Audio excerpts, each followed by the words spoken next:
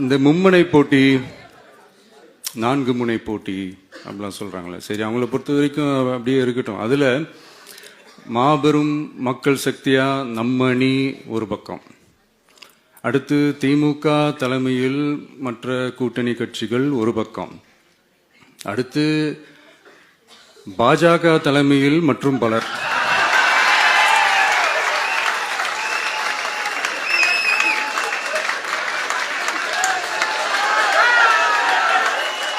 இல்லப்பா சிரிக்கிறீங்க, உண்மையதானே சொன்னேன்.